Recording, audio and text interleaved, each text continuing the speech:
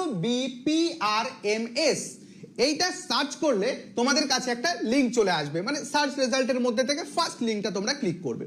Click করার সঙ্গে সঙ্গেই তোমরা দেখবে যে একটা ওয়েবসাইট খুলে যাবে। এখানে বিশেষ কিছু নির্দেশিকা দেওয়া আছে, এই নির্দেশিকাটা ভালো করে পড়বে, কারণ এটা জানাটা জরুরি।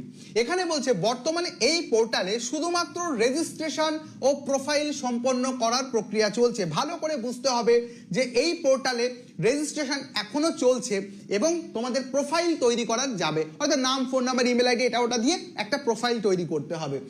আগামী দিনের ডিস্ট্রিক্ট লেভেল সিলেকশন কমিটি অর্থাৎ ডিএলএসসি তাদের নিজ নিজ শূন্য পদে বিজ্ঞাপনের মাধ্যমে ঘোষণা করলে আবেদন করার প্রক্রিয়া শুরু হবে।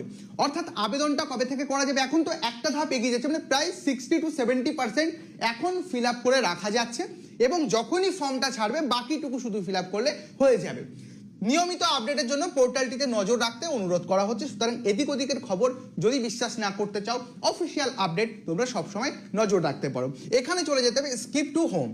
যাওয়ার পরে এইটা যে আমাদের ওয়েবসাইট, আমি যেটা বলছিলাম যে এই ওয়েবসাইটটা হচ্ছে WBPRMS, এর মানে হচ্ছে West Bengal panchayat recruitment management system.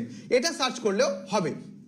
যারা যারা কিছুই বুঝতে পারবে না তারা রয়েস কোচিং অ্যাপ ডাউনলোড করবে, সেখানে হোম পেজে একটা ভিডিও দিয়ে দেবো, সেই ভিডিওটা দেখে নেবে, তাহলে আরো ভালো বুঝতে পারবে। কিন্তু আমরা আজকে করব কি রেজিস্ট্রেশন। তো এই ওয়েবসাইটের একদম ডান দিকে এখানে আমরা একটা অপশন দেখতে পাচ্ছি, ক্যান্ডিডেট লগ ইন রেজিস্ট্রেশন নাও। পরবর্তীতে যখন ফর্মটা ছাড়বে তখন জাস্ট ক্যান্ডিডেট লগ ইন করে ওর মধ্যে ঢুকে যে ফর্মটা আসবে অ্যাপ্লাই করে দিয়ে চলে আসতে হবে।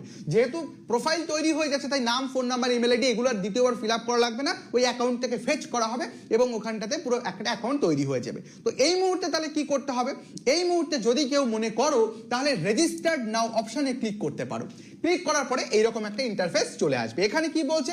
West Bengal panchayat recruitment management system important instruction ওরা একটা দিয়ে দিয়েছে। Your mail ID, mobile number, first name, middle name, last name, date of birth and gender can not be change after registration. অর্থাৎ এই রেজিস্ট্রেশন করার সময় কিন্তু একটু ভালো করে নজরে রাখতে হবে যে তুমি তোমার নাম, ফোন নাম্বার এবং মাথায় রাখবে নাম এবং সাথে তার সারনেমটা অবশ্যই আধার কার্ড অনুযায়ী দিলে ভালো হয়, কারণ এর পরবর্তীতে অনেক কিছু আছে যেগুলো আধার কার্ডের নাম্বার দিয়ে ভেরিফাই করা হবে। তো আশা করব যাদের যাদের ঠিক নেই তারা করার দরকারও নেই। আগে আধার কার্ডের সাথে তোমার ডকুমেন্টের ম্যাচ করিয়ে নাও, তারপরে এই রেজিস্ট্রেশন প্রসেসটা করবে। এটা আমাদের অভিজ্ঞতা থেকে বলছি। ওকে, তো সমস্ত কিছু এটা সিলেক্ট করে নিতে হবে। এখানে ক্লোজ করে দেব। ক্লোজ করে দেওয়ার পরে ভিডিওটা বড় হয়ে যাচ্ছে বলে পার্ট 1 পার্ট 2 করা হয়েছে, বাকি ফর্ম ফিল আপ পার্ট 2 চ্যানেলে দেওয়া আছে, দেখে নিন।